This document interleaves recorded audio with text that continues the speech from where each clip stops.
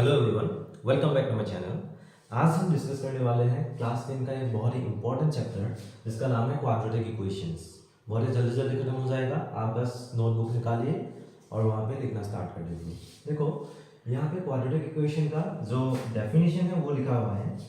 Definition क्या है आपको तो पता है कि क्वाड्रेटिक पॉलिनोमियल क्या होता है। क्वाड्रेटिक पॉलिनोमियल एक ऐसा पॉलिनोमियल होता है जहाँ पे वेरिएबल होता है और उस वेरिएबल का जो हाईएस्ट पावर होता है और जो डिग्री होता है उसको वो क्या होता है 2 होता है। ठीक है, तो क्वाड्रेटिक इक्वेशन आप देख लो। Quadratic equation in a variable x, मतलब यहाँ पे वेरिएबल क्या लिया है हमने x लिया है, is an equation of the form ax² + bx + c। मतलब जो क्वाड्रेटिक इक्वेशन है वो इस फॉर्म में रहता है ax² + bx + c। मतलब यहाँ पे आप देख रहे हो कि तीन टर्म्स है। फर्स्ट टर्म है ax², दूसरा टर्म है bx और जो तीसरा टर्म है वो है c। where a b c are real numbers, a b c ये तीनों क्या है कांस्टेंट्स है, मतलब रियल नंबर्स है। और एक कंडीशन बहुत ही जरूरी है, वो जरूरी कंडीशन है a is not equal to 0। मतलब यहाँ पे a का वैल्यू 0 नहीं हो सकता।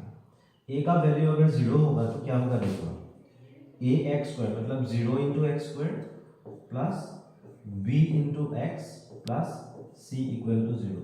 मतलब यहाँ पे क्या बचेगा, यहाँ पे बचेगा bx plus c equal to 0। अब bx plus c equal to 0, यहाँ पे x का हाईएस्ट पावर 2 नहीं है, मतलब ये क्वाड्रेटिक इक्वेशन नहीं है। इसीलिए ax² plus bx plus c equal to 0 इस इक्वेशन को क्वाड्रेटिक इक्वेशन होने के लिए हमें कंडीशन क्या लेना पड़ेगा, a can not be equal to 0। अब आपको ये समझ में आ गया। अब यहाँ पे देखो जो टर्म्स है, टर्म्स में x का पावर देखो, x का पावर डिक्रीजिंग ऑर्डर में है, डिसेंडिंग ऑर्डर में है। यहाँ पे x का पावर 2 है, यहाँ पे x का पावर 1 है और यहाँ पे c के साथ जो x है उसका पावर एक्चुअली 0 है। तो जब डिसेंडिंग ऑर्डर में वेरिएबल का पावर रहेगा और ऐसे हम इन टर्म्स को अरेंज करेंगे तो इस इक्वेशन को और इस फॉर्म को हम क्या कह सकते हैं, standard form of a quadratic equation. मतलब ये क्या है, क्वाड्रेटिक इक्वेशन का स्टैंडर्ड फॉर्म है। लेकिन हमको ये याद रखना होगा कि a can not be equal to 0 और यहाँ पे जो टर्म्स होगा हर एक टर्म x के पावर का जो डिसेंडिंग ऑर्डर उस ऑर्डर में रहना चाहिए।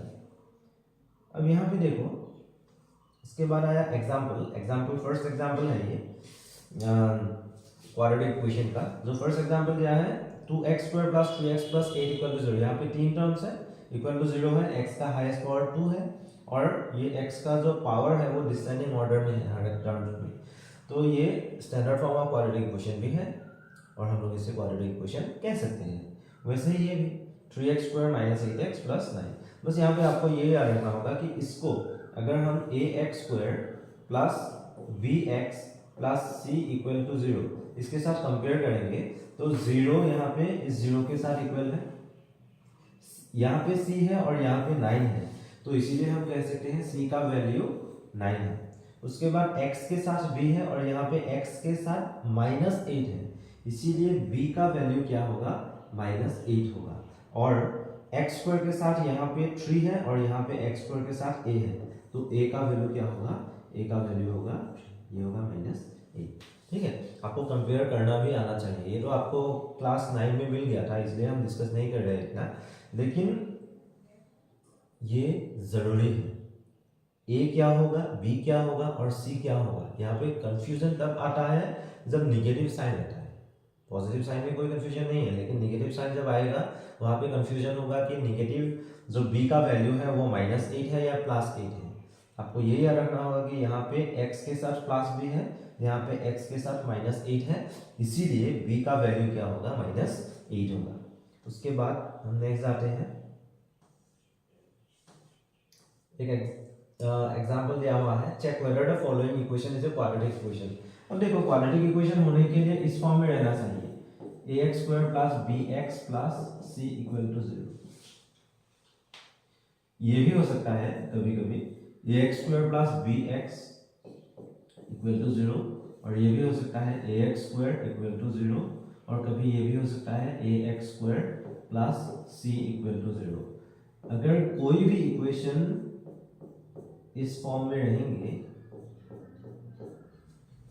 कोई भी इक्वेशन अगर इस फॉर्म में रहेगा तो वहां पे क्या होगा, हम कह सकते हैं कि ये इक्वेशन क्वाड्रेटिक इक्वेशन है। लेकिन मैंडेटरी क्या है, ये देखो यहाँ पे भी ax स्क्वायर है, यहाँ पे भी ax स्क्वायर है, यहाँ पे भी ax स्क्वायर है और यहाँ पे भी ax स्क्वायर है, मतलब ax स्क्वायर रहना ही चाहिए और x का जो पावर है वो 2 से बड़ा नहीं होना चाहिए। तो इस इक्वेशन को हम सॉल्व कर लेते हैं, देखते हैं। इक्वेशन को सॉल्व करना नहीं है, बस इसको सिंपलीफाई कर लेते हैं। सिंपलीफाई करने से क्या मिलेगा, देखो यहाँ पे x प्लस 2 होल क्यूब है, x प्लस 2 होल क्यूब मतलब ये आपको पता है कि a plus b whole cube form में है। यहाँ पे x क्यूब माइनस 4, अब ये लेफ्ट हैंड साइड है और ये राइट हैंड साइड है। लेफ्ट हैंड साइड में देखो इसको हम एक्सपांड करेंगे, एक्सपांड करने से हमको क्या मिलेगा, a plus b whole cube आपको तो पता है कि a cube plus 3a square b plus 3ab square plus b cube होता है। उस फॉर्म में अगर हम इसको एक्सपांड करेंगे तो क्या होगा, x cube plus 3 into x square into 2 मतलब 3 into a square into b plus 3 into a into b square मतलब 3 इंटू एक्स इंटू 2 स्क्वायर और यहाँ पे मिलेगा b क्यूब मतलब 2 क्यूब और यहाँ पे x क्यूब है। अब देखो इस साइड में x क्यूब है और इस साइड में भी x क्यूब है, ये x क्यूब तो कैंसिल हो गया। यहाँ पे क्या बचा, 3 इंटू 2 मतलब 6 x स्क्वायर है, 6x स्क्वायर रहा। यहाँ पे 3 इंटू 4 मतलब 12, 12 इंटू x 12x और यहाँ पे 2 क्यूब है, ये -4 है, ये -4 जब लेफ्ट हैंड साइड में आ जाएगा तो वो क्या होगा, +4 हो जाएगा। 2 क्यूब मतलब 8, 8 प्लस 4 मतलब क्या होगा, यहाँ पे 12 होगा। तो आपको यहाँ पे क्या मिला, 6x square plus 12x plus 12 और इसको हम और सिंपलीफाई कर सकते हैं। अगर हमने तीनों टर्म को 6 से डिवाइड कर दिया तो यहाँ पे क्या मिलेगा, 6x स्क्वायर को 6 से डिवाइड करने से मिलेगा x स्क्वायर, 12x को डिवाइड करने से मिलेगा 2 और 12 को डिवाइड करने से हमको मिलेगा 2 और यहाँ पे 0 को 6 से डिवाइड करेंगे तो वो तो 0 ही हो जाएगा। मतलब जो इक्वेशन बचा लास्ट में सिंपलीफाइड फॉर्म में वो हो गया x square plus 2x plus 2। अब देखो x स्क्वायर के साथ जो कांस्टेंट है वो कांस्टेंट 1 है, 0 नहीं है, तो इसीलिए हम इसको क्या कह सकते हैं, क्वाड्रेटिक इक्वेशन हम कह सकते हैं। और लास्ट में हमको लिखना क्या होगा, it is in the form ax square plus bx plus c equal to 0, therefore the given equation is a quadratic equation।